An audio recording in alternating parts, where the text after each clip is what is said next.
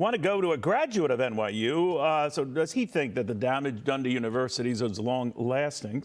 Uri Kaufman joins us right now. 18 Days in October, author of that. He has a very good view on the Jewish community and especially what's happening these days. Uri, very good to see you. Thanks for having me. What do you think of this mea culpa from a lot of these presidents, but only days after appearing on the Hill and not a one of them apologizing for anything?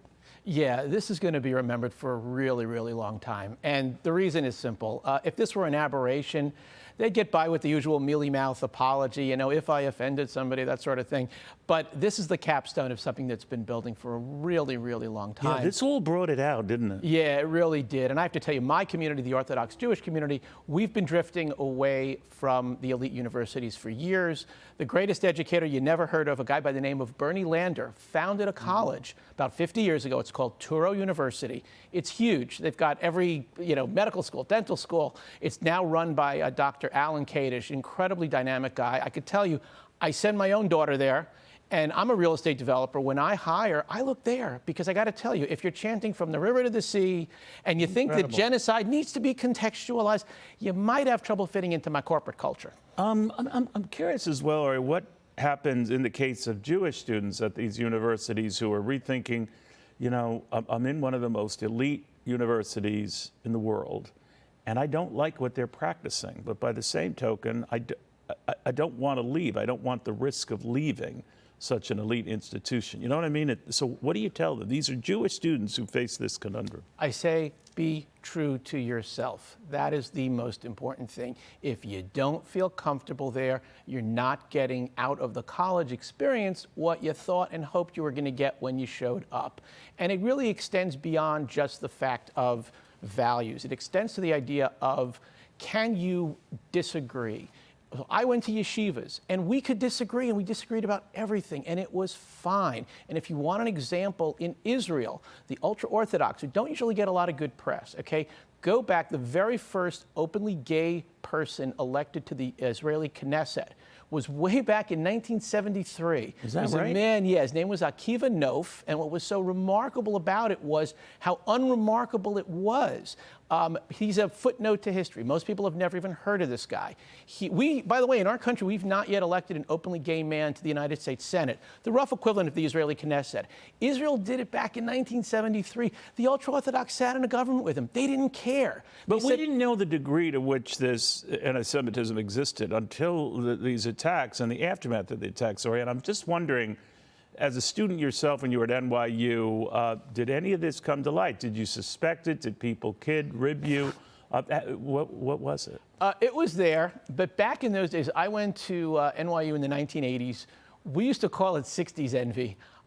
It was thought to be like this passing kind of thing, and it was all, of course, it's all grounded in racism and things like that. And the fact that much of what you're seeing, it's all cognitive dissonance. It's this idea that there are a lot of people who sadly have divided the world into two groups. There's the oppressors and the oppressed. And the oppressors are the white people, and the oppressed are the people of color. And here you have this high-profile conflict, Israel and the Palestinians.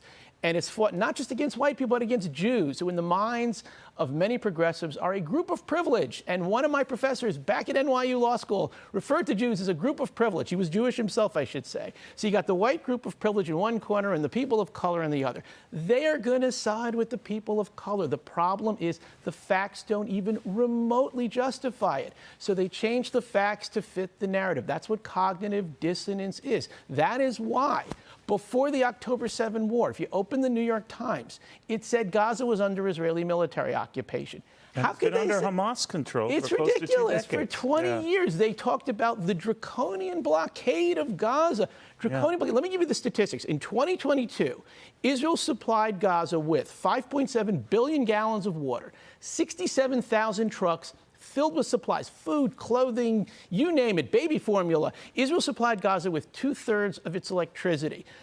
Fuel for the other third. There's a small power plant there. Now, they got to pay for this. So 18,500 Gazan Palestinians had licenses to work in Israel. You have the only war in the history of the world, literally, in which one side is supplying the other purely because on humanitarian grounds, because Israel really is a light on two nations. So the New York Times called this a draconian blockade. They said it on 2 occasions. Every story they did reflects this. Again, it's cognitive dissonance. They've got this mindset. The people of color have to be the good guys. The white guys have to be the bad guys. So you change the facts to fit the narrative. In the meantime, the hope is that a lot of this sort of fades, but the fact that anti-Semitism exists just cannot be denied. It's there. It can't be denied, but I got to tell you, it's very different from the anti-Semitism that my grandfather experienced when he was fleeing the Holocaust, back in Europe.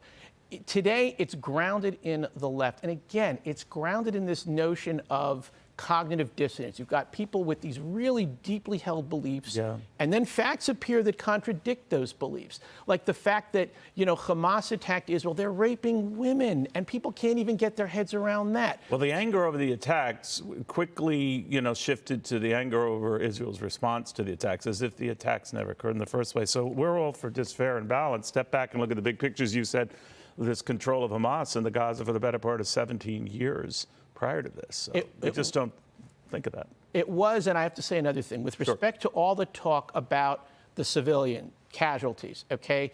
If Bernie Sanders said, so when Hamas, the health ministry, said 15,000 Palestinians had died, Hamas itself never said that 15,000 civilians died. They said 15,000 Palestinians died. Bernie Sanders said, 15,000 civilians died. Okay, if you break the number out, so the Israelis say about 6,000 of those 15,000 are terrorists. They counted the bodies of 1,500 just in Israel from the October 7 attack. But wait, we're not done. The Israelis have film evidence that 1,300 rockets fired by Hamas and Islamic Jihad landed in Gaza, one recently in one of the humanitarian camps. The most prominent one was in the parking lot of that hospital.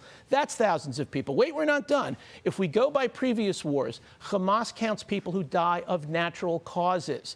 So you've got 2.1 million people there. You would expect 2,000 to 3,000 to die per month just of old age, cancer, things like, so Hamas counts that as well. When all the dust settles, oh, by the way, the children are all going to be boys ages 14 to 17 because they use them as combatants. By the time we're done and all the dust settles, you're going to probably find that the kill ratio is 1 to 1, 1 civilian for 1 terrorist, which is an infinitesimal fraction of what happened under Barack Obama. Barack Obama flattened cities. All right, I don't know what the exact numbers are. I trust that you do. Hopefully, one way or the other, this all ends and soon. But, Uri, thank you very much.